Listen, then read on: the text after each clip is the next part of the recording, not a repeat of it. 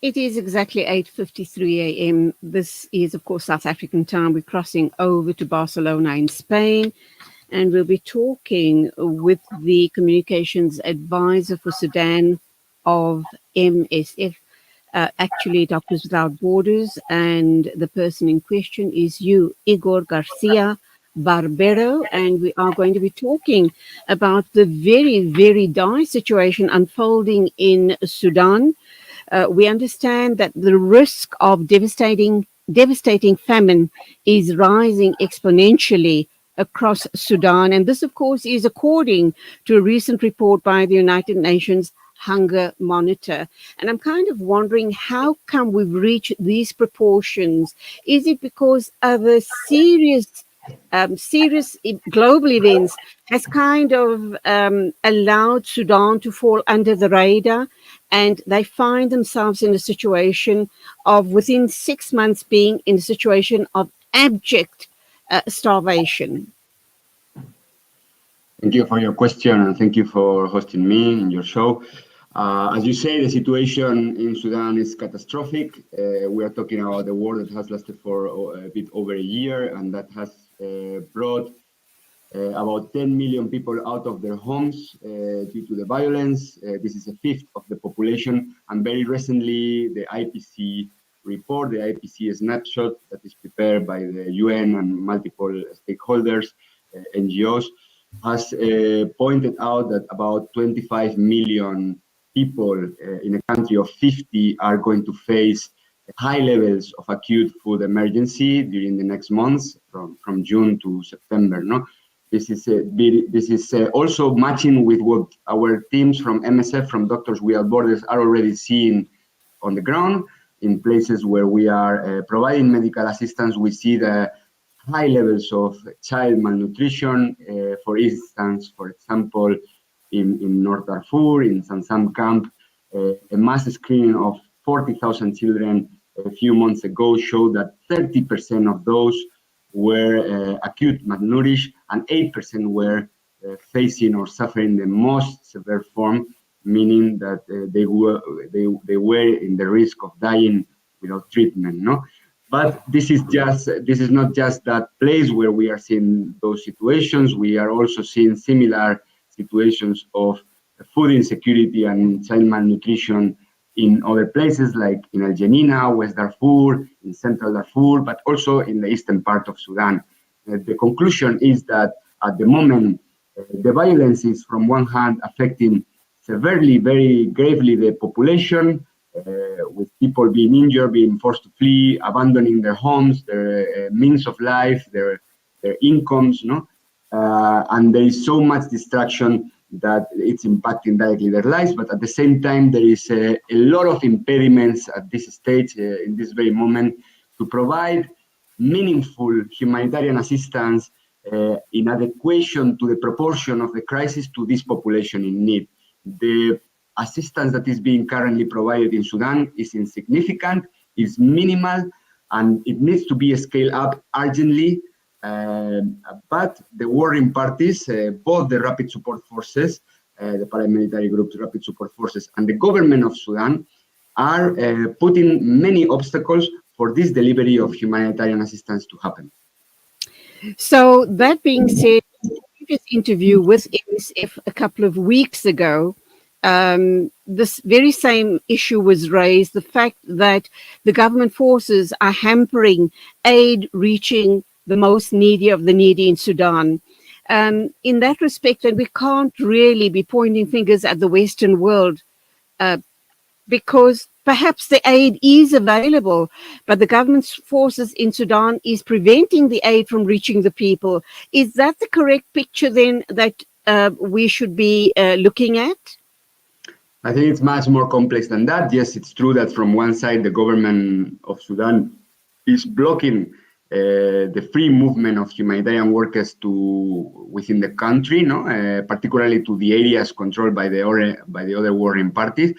There is a lot of problems to get travel permits to access certain states. There is a lot of problems to get visas. It's a very lengthy process. On the other hand, the rapid support forces, they are also not making the work of humanitarian and medical workers easy. They are not respecting the neutrality of the hospital or of the medical structures. They have soldiers penetrating and harass the structures and harassing the medical staff. And health structures have not been have also suffered attacks amid the conflict. No, we have many of the health structures that we support have suffered attacks either from artillery, from airstrikes, from other kind of crossfire, and we have been forced in many occasions to leave them, to abandon them, because either they were damaged or it was impossible to operate in a safely manner there. Having said that, the international response to this crisis in Sudan is far from being adequate. The UN is not providing an adequate leadership. The UN is basically absent from many of the states of Sudan for different reasons, but the reality is that it's not providing an adequate coordination for other NGOs to be able to deploy. But at the same time, the crisis is not raising enough attention from important stakeholders across the globe. There was a conference for donors and for governments in Paris in April, coinciding with the 1-year anniversary, and there were a lot of pledges. There were about 2 billion pledges, which still were far from what was considered to be needed, but this funding is not materializing. So if the funding is not arriving to the INGOs or to the UN agencies that really needed to scale up the response, this is also failing and it's also hampering the provision of assistance. So from one side, as I was explaining, we are facing barriers and obstacles imposed by the warring parties, and from other side, there is a lack of attention from the international community, from the main powers in the international arena. So from MSF, from Doctors Without Borders, what we call here is, one, for a protection, a respect and protection of the civilian population and of the medical and humanitarian workers and facilities.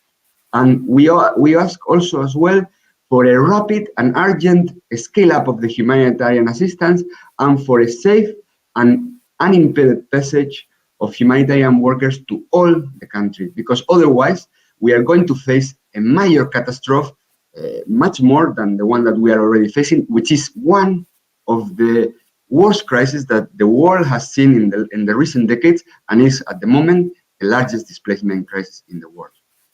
So, Igor, with respect, I'd like to highlight something here. In fact, Sudan is hardly the only forgotten crisis of our day. Sadly, Syria, for example, is still experiencing a horrific crisis with millions displaced and no hope of returning home, living in terribly difficult conditions in Syria and abroad. And then, of course, the one that is top of agenda all around the world, but nothing seems to be done about it, is the Palestinian situation. The horror, the genocide in Gaza, where innocent men, women and children are being killed on a daily basis. And despite all of the aid that is stuck at the borders, all the different border crossings, just does not get to the people. So goodness me, what on earth is happening to our humanity that we're allowing this to play out, not only in Sudan, not only in Syria, but the horrific genocide in Palestine as well. And you and your organization, Doctors Without Borders, can't even go into Palestine to offer much needed physical, mental, psychosocial support to the people in that part of the world. Well, actually, let me correct. I mean, we are working in Gaza, we are working in Palestine. We are facing numerous obstacles, and the situation in Gaza, it's not for me to say. I think it's obviously it's a disaster. It's beyond imagination, the suffering that the population is undergoing there. It's very difficult to compare crises. It's true that we are in a phase in which every year, according to the UNHCR, to the UN, the numbers of people that have been forced from out of their homes, that are becoming refugees or displaced people within their countries, is increasing. It's well above the figure of 100 million already this year. This is the perfect illustration of how the peace is failing to prevail in many of the contexts, because we not only have new conflicts starting, but we have protracted crisis, protracted conflicts that never heal. No? And in sub-Saharan Africa, this is particularly concerning, because we have seen how, for example, if you start with Horn of Africa, Ethiopia, South Sudan, now Sudan, but before Somalia, have been undergoing very, very deep and gruesome conflicts.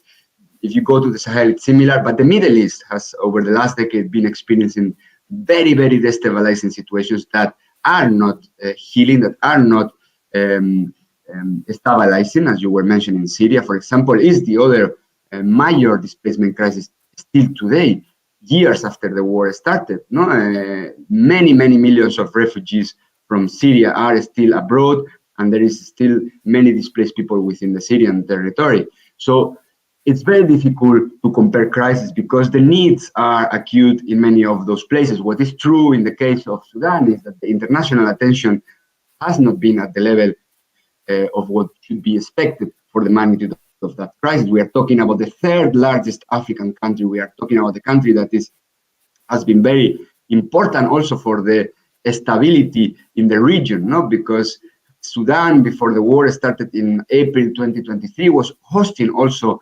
hundreds of thousands of refugees from neighboring countries like South Sudan or Ethiopia. And now South Sudan is not a safe place for those refugees, but not for their own population. So people are having to flee to neighboring countries like Chad, South Sudan, when they were or not secure or not convinced to take this step, no? But they are going to places where the conditions are not adequate for them to return. But they are doing so because they have no other way, no?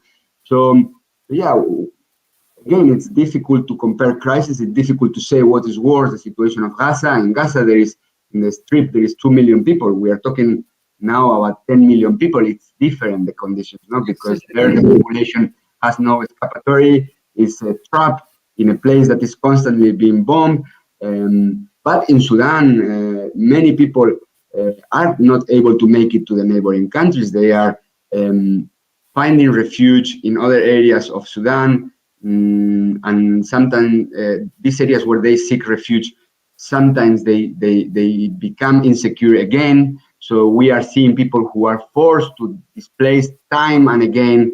And where they displace, there is no formal assistance being provided. Most of the cases, they are sleeping on the ground. They are sleeping in abandoned schools, in abandoned banks. There is no regular food distributions. There is no distributions of basic items for their living.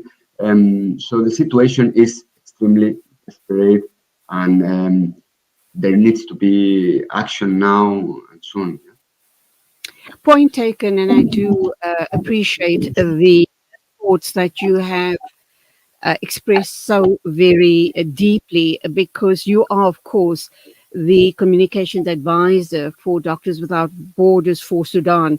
So you would obviously focus on Sudan, and we do know that you can't always necessarily make a comparison, but with any conflict area around the world, we know that the people suffer untold hardship in many, many different forms, whether it's food security issues or whether it's the displacement of the people, whether it's being killed, maimed, whether women are being raped, whether families are being torn apart. So those stories are very similar from one country to the other. There may be slight differences, but the hardship, the horror, the inhumane treatment being meted out to the people that are under siege is totally unimaginable. And we truly commend your organization, Doctors Without Borders, for working relentlessly to try and bring relief to people in these strife-torn areas. What else can we say? But I do hear what you're saying, that not enough media attention is being focused on the situation in Sudan. What, and that's my final question. Why do you suppose that? We do know that Palestine, and rightly so, is in the headlines on a daily and a regular basis, and it should remain so. But why do you suppose that Sudan has fallen under the radar?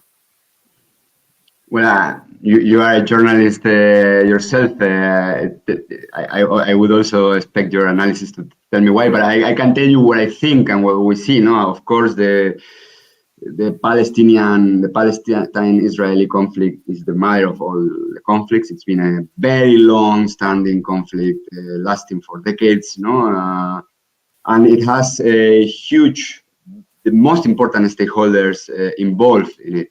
So as you can see, how the US is mobilized, but also the European Union, the different European nations, but also other international stakeholders. It's a cornerstone conflict for the stability in the Middle East because it has implications also in neighboring countries, but also as well in the rest of the world. So the geostrategic or geopolitical elements that this conflict contains are probably bigger or far bigger than the ones in Sudan. But having said this, and even though there is a lot of limitation for the press to access, basically international journalists are not allowed in, there has been huge attention and huge mobilization of the press around this conflict, either going to Israel or covering from through strangers and through other means, the situation in the Gaza Strip. Yeah. Whereas in Sudan, the attention is the international stakeholders probably are not so involved, even though the warring parties are likely receiving support, or they are seemingly having alliances with some different players. But for the war or for some of the key audiences where decision making is happening, Sudan probably is not included in the radar. So that's probably another important element. But also in a similar way, there is a very big limitation for international journalists to access the country. So we have seen that very limited journalists from abroad have been able to enter either Sudan from the west via Darfur or via Port Sudan. So it's very difficult to encourage or to have a journalism that is independent and that is providing a picture of what is happening when there is such obstacles. So yeah, what we would advocate here is to try to increase and to mobilize this attention, because in the end, we are not talking just about numbers. Yes, there are 10 million people who are out of their homes. There are 25 million people who are facing high levels of food insecurity or are in need of humanitarian assistance.